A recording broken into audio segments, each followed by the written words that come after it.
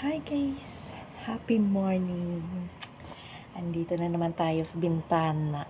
Wala man tayong gagawin ngayon today. For today's video, magsilip-silip tayo ng bintana. Hindi natin pwedeng buksan tong bintana kasi nga bawal sa baby at alikabok. Ayan.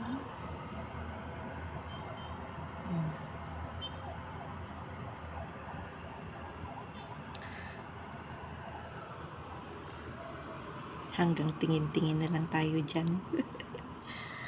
Ay, ang sarap kaya gumala sa ibaba, kaso hindi tayo makakalabas dito kasi nga wala tayong ID na itatak doon. Nakaraan nagsimba kami ni Ma'am. Siguro mga 8:30 hindi pa natapos. Nagpaalam na, siguro nga umiiyak na si baby kaya nagpaalam. So nakalimutan niya iwan sa akin yung card. So ako pa yung una-una talaga sa may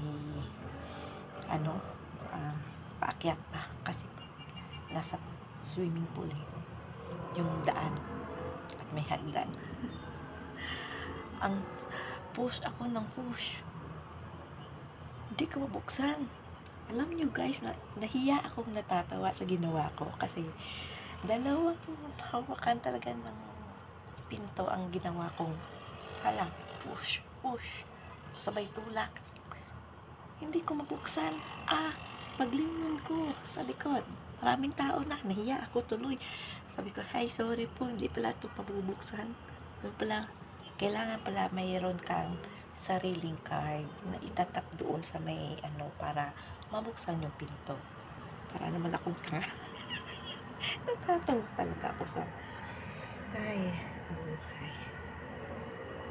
Ano talaga, pag first time mo sa kundo, parang kasi iba-iba ang kundo. Para akong tanga doon, mukha akong tanga. No? Kasi pwede kang bumaba sa labas. Sa ibang kundo kasi pwede kang bumaba kahit anong oras.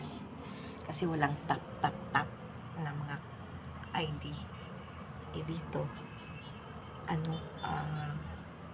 sobra talaga yung defense nila. Bawal lahat. No? Ganun talaga ang buhay. Kaya hanggang tingin na lang tayo dyan, no? Grabe yung mga yung maliliit na bahay, no? Nakikita mo yung mga gusali na napakaliit.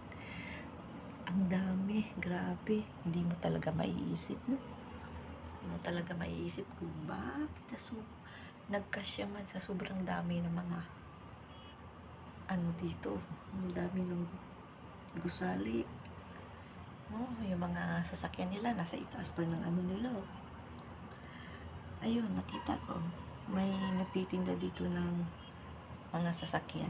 Nandun, pati sa taas meron nakaparking. Ay. Yan, nakikita mo ang liliit. Hi, happy Monday morning.